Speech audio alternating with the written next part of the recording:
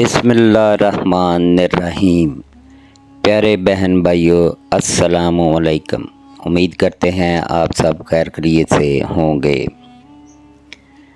कर्जदार को पकड़कर ले जाना और मुसलमान और यहूदी में झगड़ा होने का बयान। हमसे अबुल वलीद ने बयान किया, कहा कि हमसे शुबा ने बयान किया कि अब्दुल मालिक बिन मुयस्सरा ने मुझे खबर दी, कहा कि मैंने नज़ार बिन समरा से सुना और उन्होंने अब्दुल्ला बिन मसूद रज़ियल्लाहु ताला अन्हु से सुना।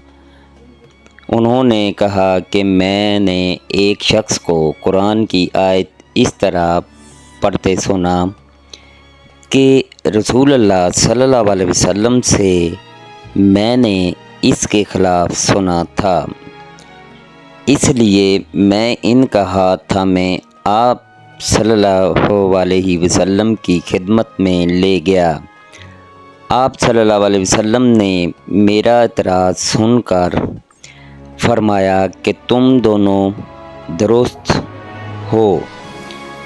शुबा ने बयान किया कि मैं समझता हूँ कि आप सल्लल्लाहु अलैहि वसल्लम ने ये भी फरमाया कि इख्तिलाफ़ ना करो, क्योंकि तुमसे पहले लोग इख्तिलाफ़ ही की वजह से तबाह हो गए।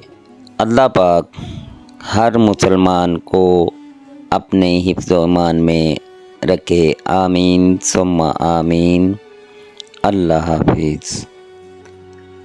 अल्लाह पाक हर मुसलमान को अपने हिफ्ज़ व ईमान में रखे। आमीन।